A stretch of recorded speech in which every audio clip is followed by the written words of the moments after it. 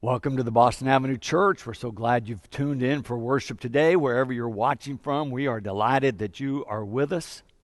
Our building is still closed, even as others are opening for services. I do not believe it's safe yet to have large numbers of people inside a same room for an hour or more singing and So we're still going to be closed for a while. But we're working, we're watching. We'll keep you posted. We will get through this. We will open again. We will let you know when we feel like we're ready to do that. And it's really a time when it will be safe for all. I also want to remind us today that 99 years ago today, a tragedy erupted just blocks from where I stand now. White citizens took to the streets in the night. Shooting happened, fires were set, and then some hundreds of people were displaced. Black citizens of Tulsa, Oklahoma, whites overran the black section of town at that time, burned their businesses and their homes. Rioting, looting, and robbery ensued. It went into the night and into the next morning. For years it was called a riot.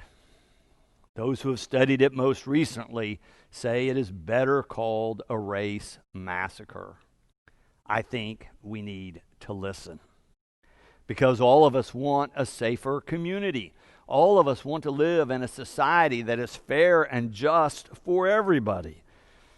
The events in our country recently have portrayed that we have fallen short of our ideals. Arrest should not end in death. We do not give police the right to be judge and jury on the spot. We have a legal court system for that. And even though we find racial disparity in the court system, at least it is a legal vehicle. People who have been given the authority to make decisions about the fate of others. It should not be done in the streets. I was at a peaceful protest yesterday in the Brookside area of our city.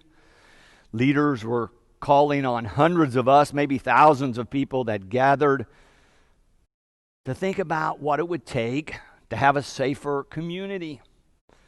What would it mean to put more resources into mental health training, supervision, and help? What would it mean to have an independent oversight community monitoring group overwatching our police department? There's so many things that we need to address in our society today. But hundreds of people gathered yesterday to say it's time for a change. And I was amazed at all the clergy people I saw who came out. I saw clergy people I know from the African Methodist Episcopal Church, from the United Church of Christ, from the Disciples of Christ denomination, from the Presbyterians, the Episcopalians, the Unitarians, and other United Methodist pastors. You ever wonder what it means when spiritual leaders from across the community take to the streets? Perhaps it means we need to pay closer attention to what's happening in our communities, particularly in our ethnic minority communities. I believe our ethnic minority communities want to know that they will be treated as fairly as whites whenever they engage with government or law enforcement.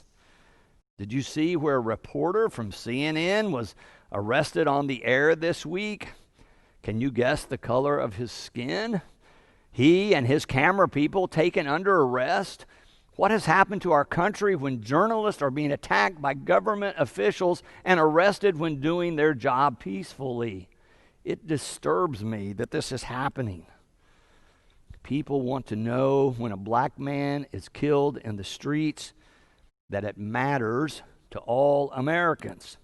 People of color need to know that those of us who are white are as disturbed and upset and maybe outraged as they are.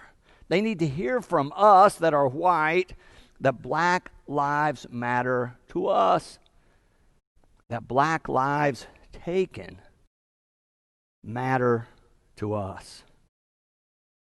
How many of you would choose to be a black male today in America and want to go jogging or driving or shopping?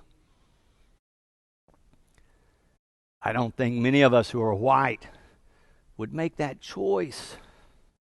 I think you can see the problem then. Bishop Nunn, the bishop of the Oklahoma area of the United Methodist Church, has written a letter to all of us about racism. He begins with, racism has no place in the Church of Jesus Christ. We're posting that on our social media platforms. It will be in this coming week's newspaper. I hope you will read it, think about it, and pray about it, and see if we cannot make a difference on behalf of justice and peace and unity and good in our own community.